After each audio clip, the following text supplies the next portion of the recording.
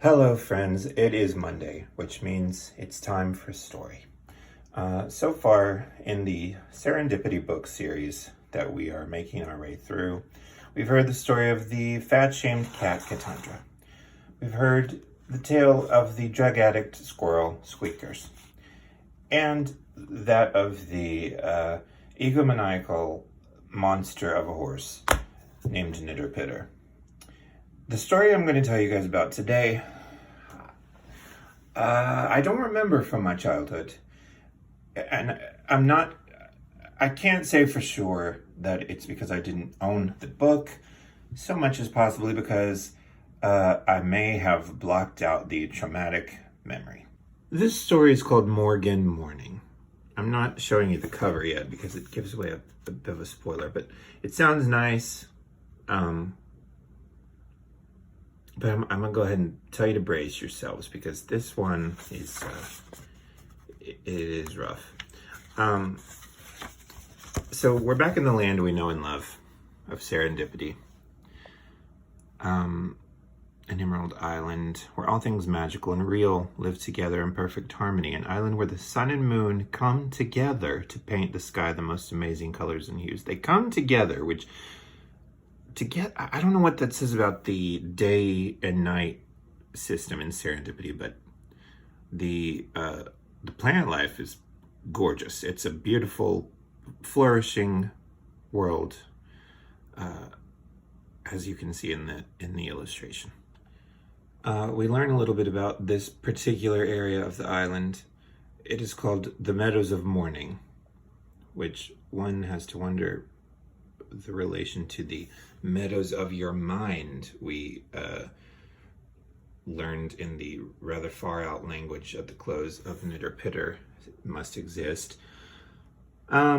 Basically, we have lots of biodiversity here. We have a bird, we have a deer and her fawn, and we have a raccoon and her raccoonlings, which I'm sure that's correct.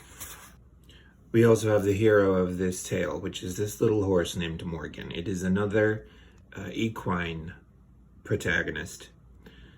He's here with his mother, who it rather explicitly states had labored into the night to have him, which for a children's book is unorthodox.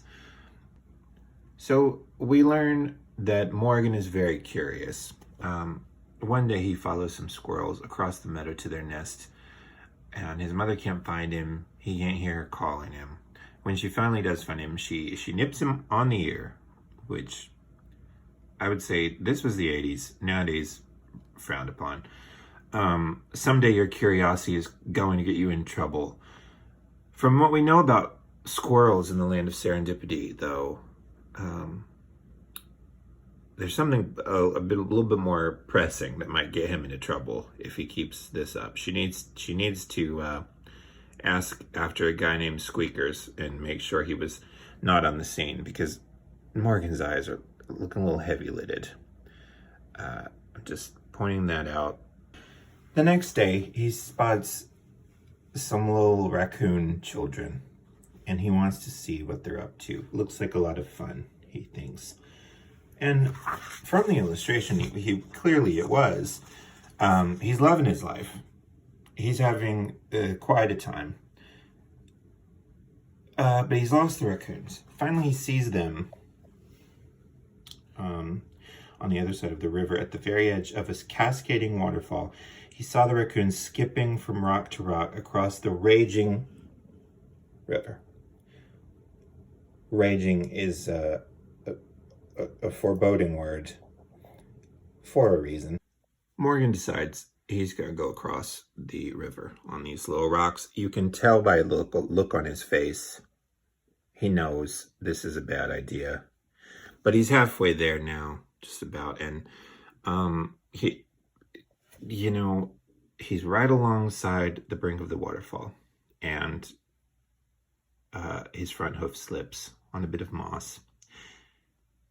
And he cries for his mother, but he goes over the edge. This is where it takes a turn. He fell he hit a boulder, bounced off, and splashed into the cold, deep pool at the bottom. His leg hurt so, but with all the strength in his small body, he pulled himself onto the sandy beach at the base of the falls. He's in a real pickle now because he can't walk, we learn. It's not a particularly gruesome illustration. It's sort of hard to know for sure which leg is the problem. I'm assuming it's this one. He's crying. He has a tear. The raccoons go to get his mother, which this is their fault, by the way. So right about now, we realize we're in uncharted territory because his mother comes. She has all the other animals and their babies. Morgan's mother choked back a sob when she realized that nothing could be done. Now, she's just arrived on the scene. She's assessed it, and this is her appraisal. Within, I'm going to say it's been a minute or less. She says nothing can be done. And with tears streaming down her face, she walked silently away from the falls with all the other creatures following. They've doomed Morgan to a very miserable death. And he just neighs softly and says, "I love you, mother, and I understand." I mean, what's happening now? The damp, dark night settled about him as he slept fitfully, dreaming of other times and other places. Dreams of golden sunshine and brightly colored flowers. Dreams of running through meadows of clover. Dreams always ending the same, falling through the mists of the falls, and then to awaken and find that he was still all alone. This is for children. So in the morning, when it starts to get light out, the morning star lifted itself from the edge of the earth and began to rise majestically into the sky. And then it begins to speak to Morgan. Is this in his head? Is he having a pre-death hallucination? It's not entirely clear. The morning star says, "Who are you, little horse, and why did you sleep on the cold, cold sand?" "My name is Morgan," he said. "I am here because I didn't listen to my mother and foolishly fell from the rocks. Now I am waiting to die." I told you this was a dark one. I did forget to mention that as the morning star is rising, it pauses in midair to shine a light down on the pathetic cold lying on the ground. Stephen Cosgrove, you can tell from his wording, he has no love for Morgan. He showed more sympathy for Knitterpitter, and famously, Knitterpitter was the worst. "Morgan," said the morning star, "we can help you, but there are conditions." So there's a couple things happening there. Right out the gate, I'm wondering who "we" is. What is the conglomerate that the Morning Star is the spokesperson for? And do we want to know, really? Morgan says, "I'll do anything at all." "Listen first, little horse, and then decide." So the Morning Star is like, you might want to chill. Make sure you're cool with this because it's going to be rough. "If we save you, and we will if you want." Oh, why is the Morning Star talk like a mobster? "The conditions are, nevermore will you be able to nuzzle next to your mother or her kind, for in order to save you, we must magically transform you into a unicorn." That is so strange. First of all, we again, we're the royal we. I don't know. Why is that the only way they can do it? And also, I like magically, because one might assume it was going to occur through science. "Thereafter, because you are of magic, you must live in a land of dreams and make believe. As a sign of your pledge, you will forever wear on your head a horn, cast of purity and twilight wonder." Now, there's for sure sort of a mixed message here, because if anyone else hears like if I were to be in a terrible fatal accident and some supernatural being told me that they could save my life, but I would have to wear a horn on my head, that sounds like a punishment. I'm being transformed into a monster. But Cast of Purity and Twilight Wonder, that sounds nice. I just don't understand what effect the Morning Star is trying to achieve with his language here. But regardless, with a deep sigh of regret, he does it. And that's why I couldn't show you the cover, because you'd see that he becomes a unicorn.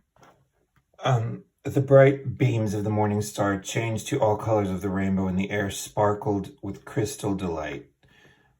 Someone in the room was on acid when that sentence was written. I think we can all agree on that. Crystal delight. So I guess that, I suppose we're meant to understand that the Morning Star is a positive force in this world of the story. But I am pretty sure that I've heard that another name for Satan is Morning Star. So there's a lot to unpack here. But as Morgan walks away, he looks back, sees his mom, tells her goodbye. I'm still not sure that this isn't a hallucination, that his mom hasn't moved on, started a new life with new children, and that he's not lying dead by the riverside. But either way, amazingly, this is the end of the story. But, of course, there is a poem that sums up our moral, what we've learned today. Into this life Morgan was born, to live, maybe die, as a unicorn.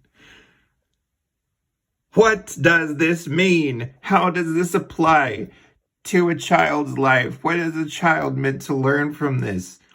Even Morgan looks like, okay, that's my lesson.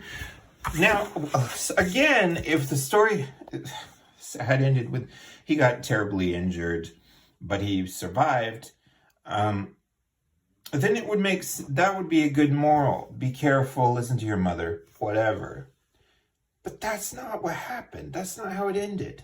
No, instead, the lesson we've learned is, sure, listen to your mother, don't run off, be careful, but if you're not, probably there's going to be a supernatural, unseen force with a booming voice who'll save your life and transform you magically into a mythological beast, and you'll never see anyone that you ever love again. This is not something for a child to learn. This is this is such a ludicrous story. But that's all that I could possibly have to say about it. Have a nice day. We'll read another story next week. Goodbye.